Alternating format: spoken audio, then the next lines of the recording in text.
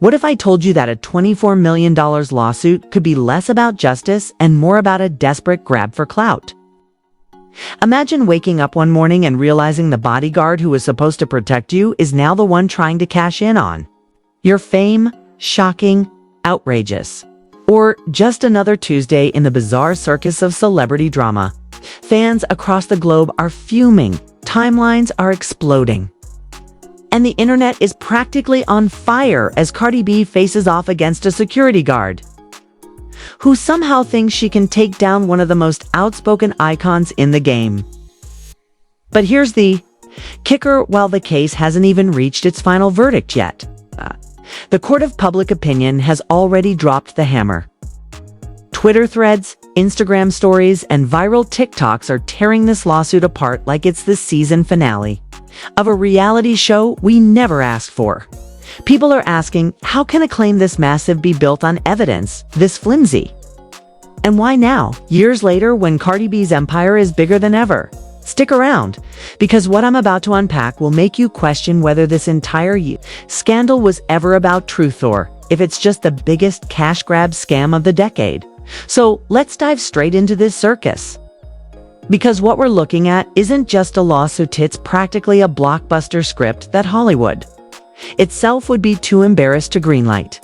On one side, we have Cardi B, a Bronx-born superstar who has fought her way up from the streets to Grammy glory. A woman who has built an empire by being unapologetically loud, real, and raw. On the other side, security guard named Emani Ellis. You heard that right, is a security guard who was once tasked with protecting Cardi's safety, now flipping the script and playing the role of the victim. The irony here is so thick you could cut it with a butter knife. A person hired to shield and defend somehow claims she's the one who suffered to the tune of $24 million. Not 24,000, not even 2.4 million, but 24 million. Tell me you're chasing fame without telling me you're chasing fame. But here's where things get juicy. This isn't the first time Ellis has dipped her toes into controversy. Word on the street, Nan by street, I mean those anonymous sources that conveniently always seem to know everything. That Ellis had a reputation for stirring up drama long before this lawsuit ever hit the headlines. Former colleagues have supposedly whispered about her hunger for attention, her obsession with celebrity culture, and her not-so-subtle desire to be in the spotlight rather than behind it. Think about it. If you're working security, your entire job is to blend into the background, to be invisible while protecting the visible. But Ellis? No. She wanted her 15 minutes, and she found the perfect target. Enter Cardi B now. For those of you keeping score, let's not forget Cardi's past legal skirmishes. She's been through lawsuits before, ranging from bar fights to defamation claims, and every time it feels like people underestimate just how resilient she is. If anything, these battles have only made her stronger and, dare I say, more dangerous to her enemies. So Ellis wasn't just picking a random celebrity. She was going after someone battle-tested, someone who knows how to weaponize public opinion like a pro. And trust me, Cardi's army of fans doesn't just sit quietly. They attack with hashtags, with trending topics, with memes sharper than any lawyer's closing statement. This lawsuit wasn't fought in a courtroom. It was fought in the digital trenches, and Ellis had no idea what kind of storm she was stepping into. And the more we peel back the layers, the weirder it gets. Ellis's claim supposedly revolves around privacy invasion. It's an accusation that sounds almost laughable considering the very nature of her job. Think about it. A security guard crying foul over being too close to the client. It's like a lifeguard suing the pool for being wet. And yet, somehow, this case wormed its way into the courts, dragging Cardi into months of exhausting hearings, testimonies, and endless gossip columns. Why? Because controversy sells, and Ellis clearly knew how to package herself as the victim of the month. But here's the question I can't get out of my head. Was this ever really about justice? Or was it always about headlines, clout, and cold, hard cash? And that's where things really start to unravel. Because as much as Ellis wanted to paint herself as the innocent, mistreated guard, the receipt-sower, should I say. The lack of receipts tell a completely different story. Receipt-sower should. I say the lack of receipts tell a completely different story. Court insiders who conveniently decided to leak information to the press revealed that when Ellis was asked to present proof of her alleged injuries, the evidence tray was emptier than a fridge at the end of the month. No photos, no medical bills, no doctor's notes, nothing but a flimsy narrative built on he said, she said. And here's the kicker. An actual doctor testified that Ellis had 0 permanent marks. No scarring, no evidence of the so-called trauma, she claimed. Imagine demanding $24 million for what? Invisible scratches? Phantom injuries? At this point, it felt less like a lawsuit and more like a bad improv skit. Of course, the internet wasted no time roasting this. Twitter exploded with memes, TikTokers reenacted fake courtroom scenes. And Instagram threads were flooded with lines like, 24 million. Sis, are you trying to buy a mansion or just Cardi's entire career catalog? Fans didn't just reject the claim, they annihilated it. And you know what? At a point. If Ellis had real evidence, she would have paraded it around like a badge of honor.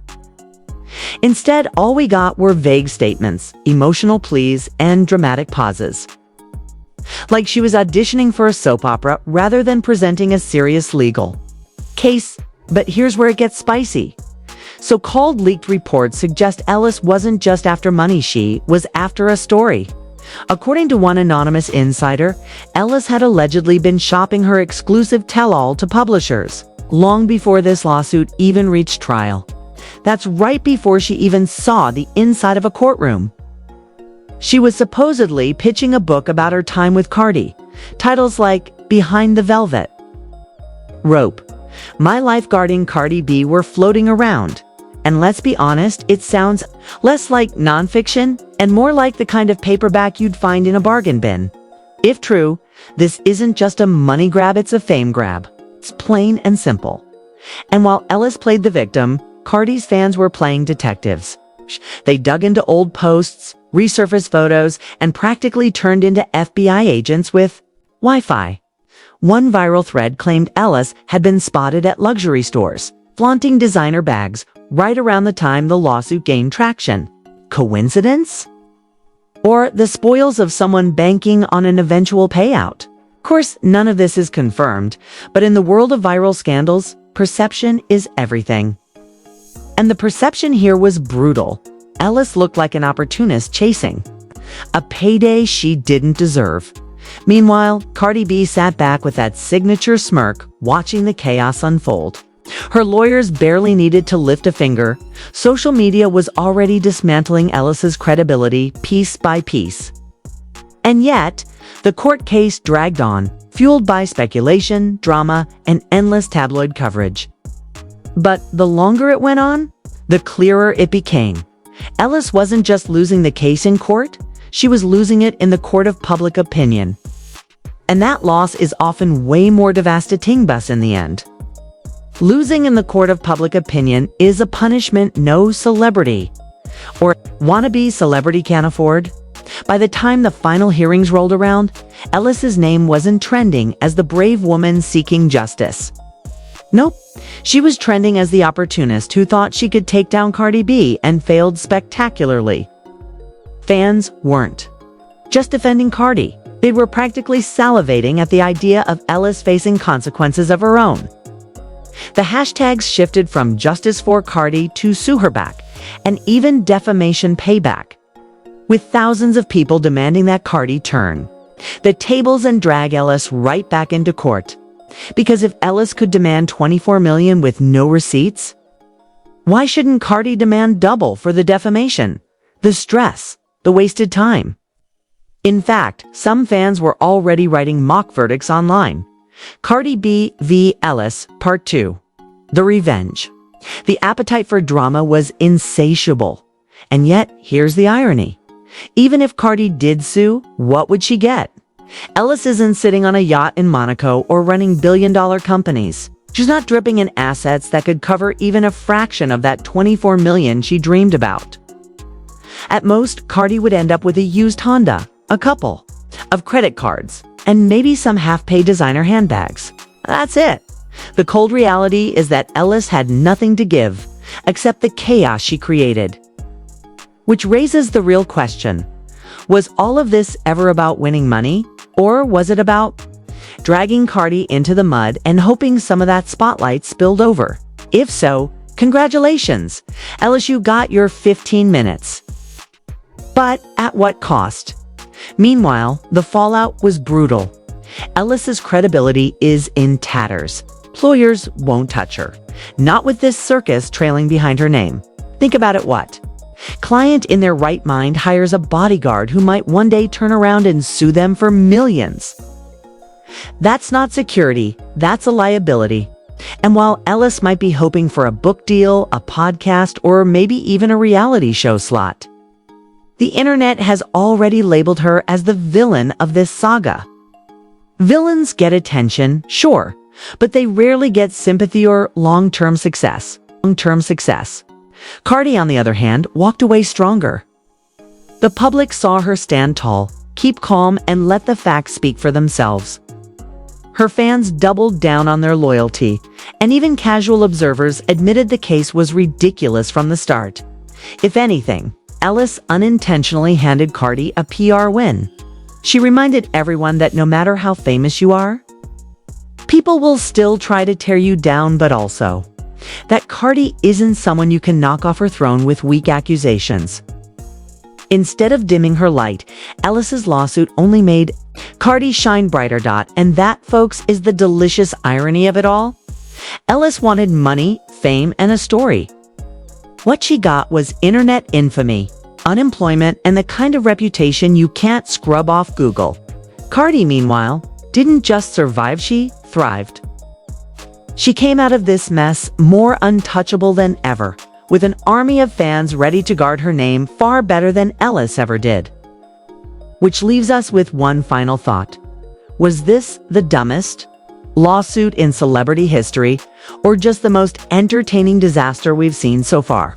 Either way, the verdict in the public's mind is crystal clear, and it's not in Ellis's favor. So, what do you think? Should Cardi leave this mess behind or clap back with a lawsuit of her own?